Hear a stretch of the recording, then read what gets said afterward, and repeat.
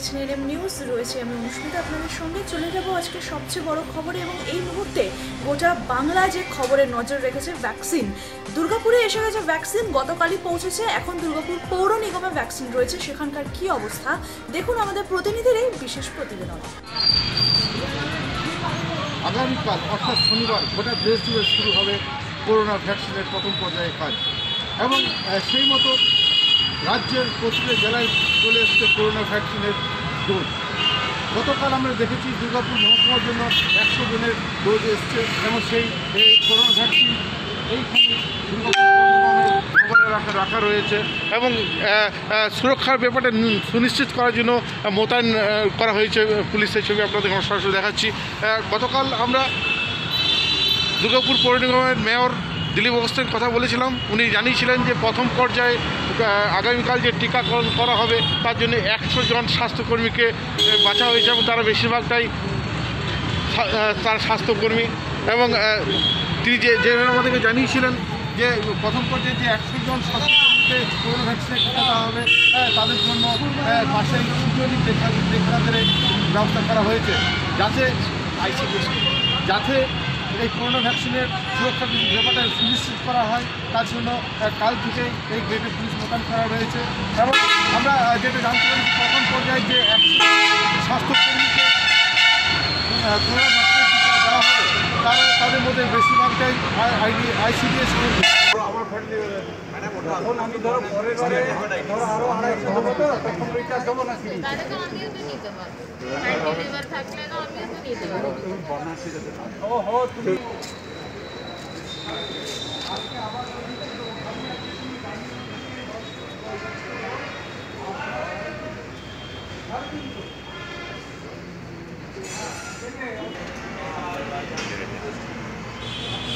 আমরা আমাদের camera person বলবো যে এইখানে যথেষ্ট কড়া নিরাপত্তার ব্যবস্থা করা হয়েছে।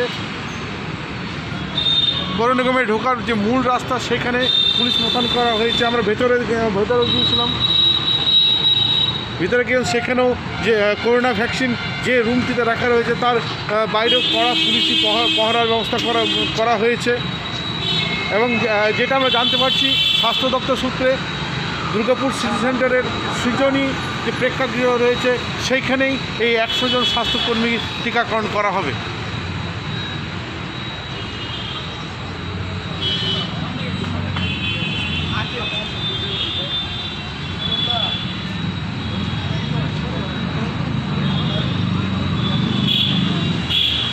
আগামীকাল অর্থাৎ শনিবার গোটা দেশ জুড়ে শুরু হবে করোনা ভ্যাকসিনের টিকাকরণের কাজ। সেই মতো দুর্গাপুর পৌর নিগমের অন্তর্গত 100 জন স্বাস্থ্যকর্মীকে এই করোনা ভ্যাকসিনের টিকা দেওয়া হবে বলে জানতে পেরেছি। সেই মতো কড়া পুলিশি পহরা রয়েছে। ক্যামেরায় কর্মী আলমের সঙ্গে হরিঘোষের রিপোর্ট, দুর্গাপুর, পশ্চিম বর্ধমান। পশ্চিম মেদিনীপুর জেলার সবংয়ে তৃণমূল কর্মীর বাড়িকে লক্ষ্য করে বোমা মারার অভিযোগ বিজেপির বিরুদ্ধে।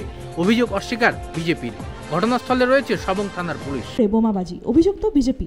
ঘটনাটি ঘটেছে পশ্চিম মেদিনীপুর জেলার সবং থানার 12 নম্বর বুড়াল অঞ্চলের কেরুর গ্রামে। ঘটনায় এলাকা থমথমে হয়ে রয়েছে। তৃণমূল কর্মীদের অভিযোগ, গতকাল রাতে ঘুমিয়ে যাওয়ার পর বিজেপি আশ্রিত দুষ্কৃতীরা তৃণমূল কর্মীদের বাড়িতে এসে অসভ্য ভাষায় গালিগালাজ ও বোমাবাজি করে। এমনকি রাতভর বোমাবাজি করা হয় বলে অভিযোগ। গোটা এলাকা জুড়ে পড়ে রয়েছে বোমের গুটি সহ খোল। অন্যদিকে উক্ত এলাকার বিজেপি নেতা বিজয় শেঠি সম্পূর্ণ অভিযোগ অস্বীকার করেছেন। ঘটনার পর তৃণমূল কর্মীরা সবং থানায় অভিযোগ দায়ের করেছে। উত্তেজনা থাকায় এলাকায় রয়েছে সবং থানার পুলিশ।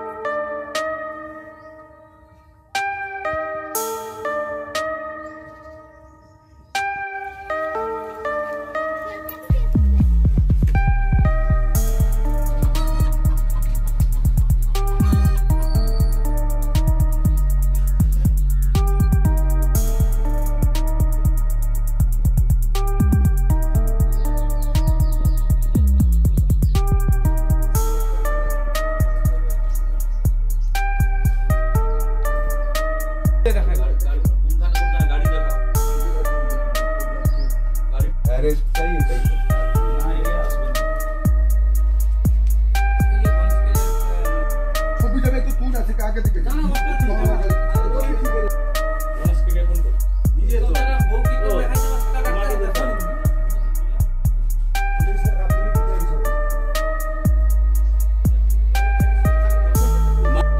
দেখা এইগুলো দেখাইতে বুঝছো হাতে দিয়ে দেখাও না কিন্তু এখানে এসপি আসবে বলে ওরা অনেক সময়ই বসে আছে ভোট দিচ্ছে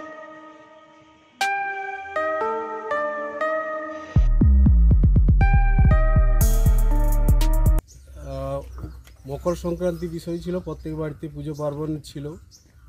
স্বাভাবিক নিয়মে আমরা খাওয়া দাওয়ার পর পুজোর পর আমরা ঘুমিয়ে পড়েছি প্রায় বাড়ির সবাই। প্রায় 11:45 নাগাদ বিজেপির আশ্রিত কিছু দুষ্কৃতী হঠাৎ বাড়িতে এসে হামলা করে এবং বোমবাজি করে। আমরা তখন সবাই ঘুম থেকে উঠে পড়ি। বিশেষ করে আমার বাড়িতে বৃদ্ধা মা আছেন, মা ঘুম থেকে উঠে পড়ে এবং আতঙ্কের মধ্যে আমরা সবাই রয়েছি। তারপরে আমরা খুব দুশ্চিন্তার মধ্যে রয়েছি। আর কার বাড়িতে? আমার এখানে আমাদের বুথ প্রেসিডেন্ট ডক্টর স্বরূপ সেনের বাড়িতেও হামলা হয়। সেখানে কি বোমাবাজি করা হয়? হ্যাঁ, সেখানেও বোমাবাজি করা হয়েছে। কতক্ষণ থেকে কতক্ষণ চলে বোমাবাজি? ওই তো ওরা প্রায় 11:15 নাগাদ আমরা এসেছিলো এবং সারা রাত তাণ্ডব চালিয়েছে গোটা বুথে। আমরা এই জন্য খুব আতঙ্কের মধ্যে রয়েছি। একেবারেই বিজেপি আশ্রিত এই দুষ্কৃতি। এটা সম্পূর্ণ মিথ্যে। এটা তৃণমূলের গোষ্ঠীগোন্দল, ওদের নিজেদের ভাগ বাঁটোয়ার নিয়ে গণ্ডগোল। তারই জোরে ওদের আতঙ্কে আমরা এলাকায় থাকতে পারছি না। বারবার আমরা অভিযোগ করেছি যে আমরা থাকতে পারছি না। ওরা আজকে উল্টে বলতেছে আমরা নাকি ওই বোমাবাজি করেছি। বোমাবাজি ওরাই করেছে। ওরা বোমাবাজি করে বিজেপির লোককে ফাঁসানোর চেষ্টা করে। মানে এটাকে পশ্চিম মেদিনীপুর থেকে দিগ্বিজয় মাহালির রিপোর্ট, এনএম নিউজ। খড়গপুরে আগ্নেয়াস্ত্র সহ এক ডাকাতকে গ্রেপ্তার করল খড়গপুর টাউন থানার পুলিশ।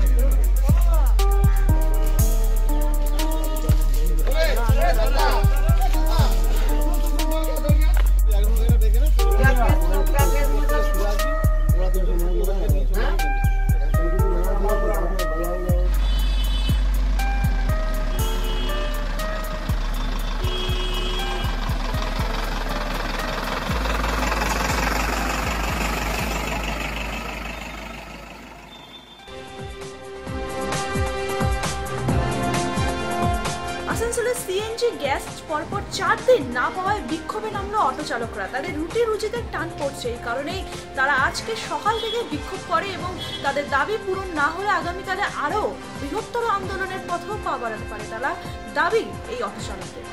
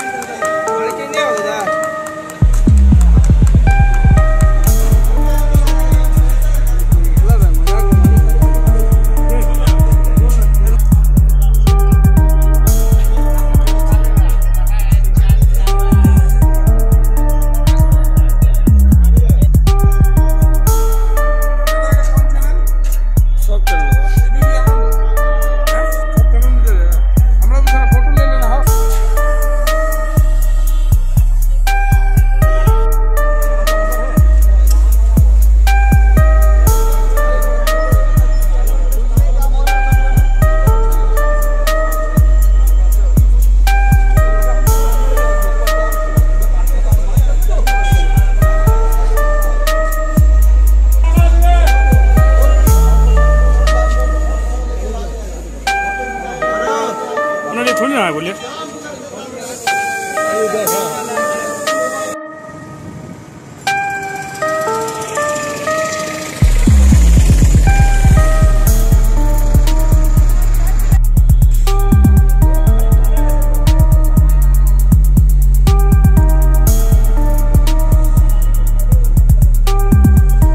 क्या हुआ इस तरह से?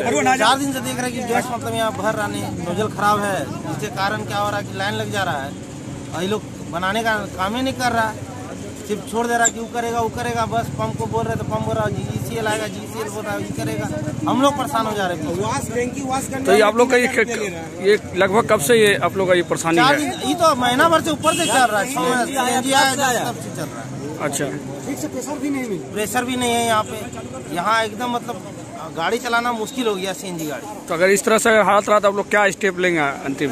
अब क्या करेंगे, सरकार को बोलेंगे लास्ट में CNG हटाइए, डीजल लाइए, पोल्यूशन बढ़ाइए, और क्या करेंगे। पोल्यूशन फ्री क्लीन सिटी हम लोग का आसनसोल है, क्लीन सिटी है, तब हम लोग अगर क्लीन सिटी गाड़ी नहीं चला पाएंगे तो फिर तो पोल्यूशन बढ़ाना होगा। बहुत दिनों से प्रॉब्लम चल रहा है। सबसे पहली बात है कि जब से यहाँ पर GECL great eastern energy company limited, ये तो जब से प्लांट बढ़ाया तब से मोटामोटी CNG को लेके, गैस को लेके रोज बच्चा के जैसा खेला कर रहा है। कम से कम आसनसोल में 4000 से 4500 CNG ऑटो जो है, जो गैस से चलता है। आज उन लोग के सामने भुखमरी का नौबत आ गया, उनका रोजी रोटी का प्रश्न आ गया।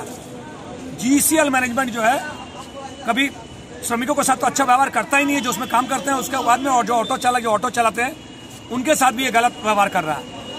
हम लोगों ने अपने हमारे जो आसनसोल नॉर्थ के जो विधायक हैं, हमारे जो मंत्री हैं पश्चिम बंगाल सरकार के, श्रम मंत्री एवं जो लेबर मिनिस्टर एवं आइन मंत्री हैं, उनसे हम लोगों ने शिकायत की, इस विषय में बोला है। वो DM साहब से बात कर रहे हैं। 24 घंटे के अंदर हम लोग गैस का समस्या जो हो रहा है उसको हम चाह रहे कि सॉल्व हो जाए सब। अगर 24 घंटे के अंदर GECL मैनेजमेंट अगर हमारा ऑटो चालक को गैस अगर उपलब्ध नहीं कराएगा तो कल से हम लोग एकदम GECL कार्यालय के सामने जाकर धरना पर बैठ जाएंगे। और अगर कोई लॉ एंड ऑर्डर का प्रश्न होगा उसकी जिम्मेवारी GECL मैनेजमेंट की होगी, क्योंकि GECL को अब हम लोग छोड़ के बात नहीं करेंगे। बहुत वो नाटक कर लिया है, बहुत गरीब लोगों के साथ वो जो है उनके रोजी रोटी के साथ खिलवाड़ कर रहा है, ऐसा हम लोग कभी बर्दाश्त नहीं करेंगे। हम लोग अगर आज गैस का यहाँ प्रॉब्लम सॉल्व नहीं होता है, कल से हम लोग कारखाना के अंदर जो प्लांट है, जितने हमारे कर्मी है, हम लोग सीधा गाड़ी वहां लेके जाएंगे। हमको गैस चाहिए, गैस अगर नहीं मिलेगा तो हम लोग एक भी अधिकारी को हम लोग GECL से ऑफिस से बाहर निकलने नहीं देंगे। जब तक हम लोग गैस नहीं मिलेगा तब तक हम लोग उनको जो है बोलेंगे आप अंदर रहिए, जब तक हमारी समस्या दूर नहीं होगी तब तक आप बाहर नहीं आ सकते। মকর সংক্রান্তিকে সামনে রেখে ঝাড়গ্রাম জেলার গোপীবল্লভপুরে বুলবুল পাখির লড়াই রীতি রেওয়াজ মেনে প্রতি বছর এই কর্মসূচি হয়ে আসছে। মোবাইল ইন্টারনেটের যুগেও ঐতিহ্যবাহী বুলবুল পাখির লড়াই হারিয়ে যায়নি। বিরল এই লড়াইকে ঘিরে উন্মাদনা এখনও একটুও কমেনি। লড়াইকে ঘিরে কমেনি জঙ্গলমহলের বৈষ্ণব তীর্থ গোপীবল্লভপুরের লোকাচার, লোকবিশ্বাস। 19 শতকের শহর কলকাতায় বুলবুল পাখির লড়াই দেখতে ছাতুবাবুর মাঠ না হলে দয়াল মিত্তির বাগান বাড়িতে জুড়ি গাড়ি চড়ে সেখানের বাবুরা আসতেন। সেই বাবু কালচার কালের নিয়মে হারিয়ে গিয়েছে। কিন্তু এই রাজ্যের দক্ষিণ পশ্চিম সীমান্ত বাংলার গোপীবল্লভপুরে পৌষ সংক্রান্তি দুপুরে এখনও বছরের একটা দিন বুলবুল পাখির লড়াই চলে। চাঁদোয়া টাঙিয়ে হয় এই পাখির যুদ্ধ। সম্মুখ সমরে থাকার সময় হাউসিদের হাতে ধরা পাকা কলার টুকরো দেখিয়ে রাগানো হয় পাখিদের। হেরে যাওয়া বুলবুলদের ঝুঁটি কেটে তাদের ছেড়েও দেওয়া হয়। ঝুঁটি কাটার সঙ্গে মান মর্যাদাও জড়িয়ে রয়েছে। গোপীবল্লভপুরে পাখির এই লড়াই হয় বাজার সাই ও দক্ষিণ সাই পাড়ার মধ্যে।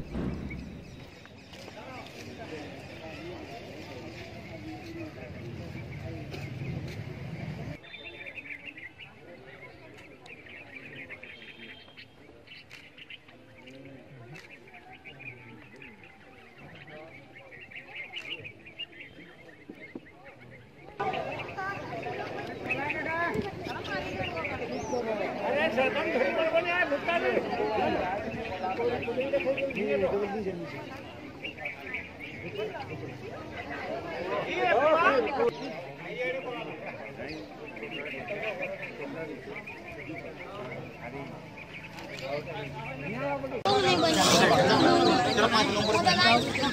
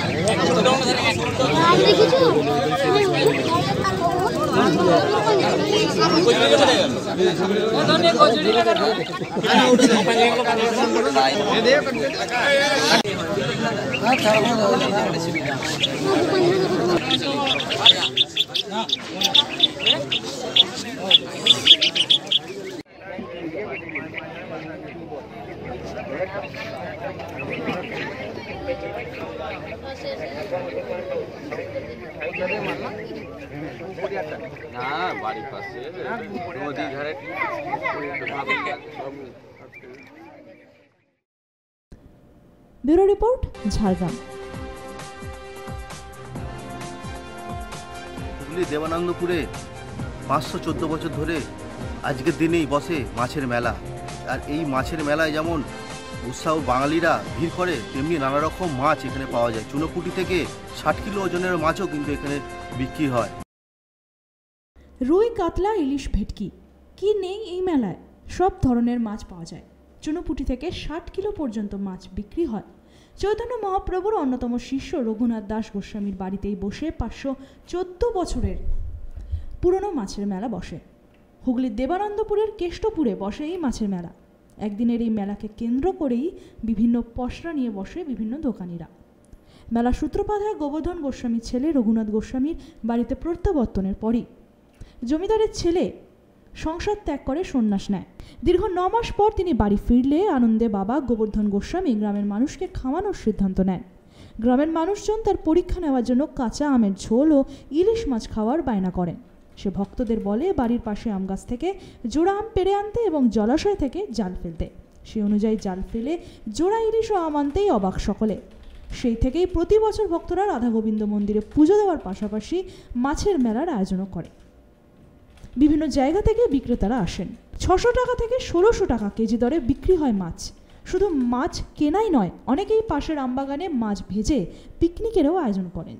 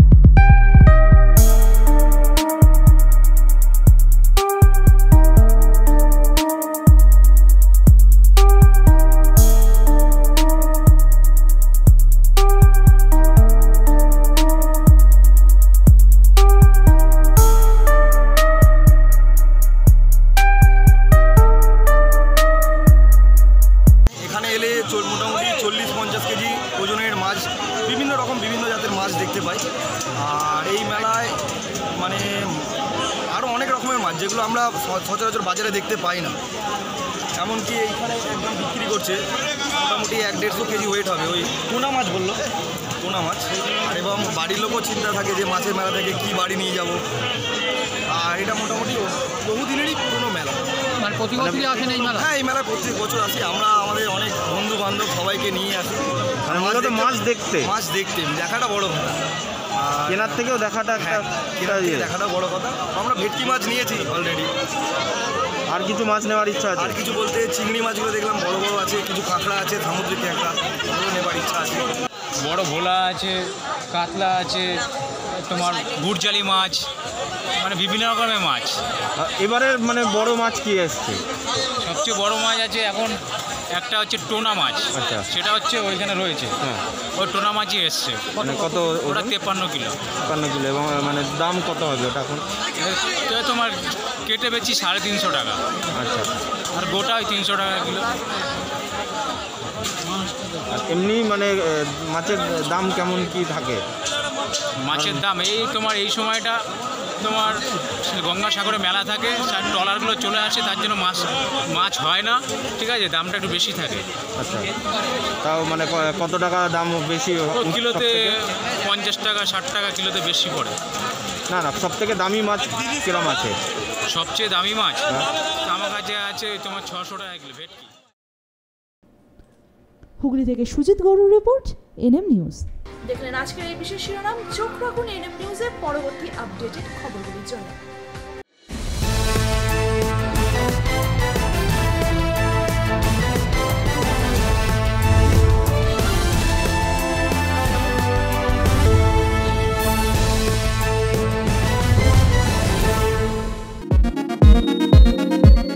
সমস্ত খবরের তৎক্ষণাৎ আপডেট পেতে সাবস্ক্রাইব বাটনটি ক্লিক করে বেল বাটনটি ক্লিক করুন।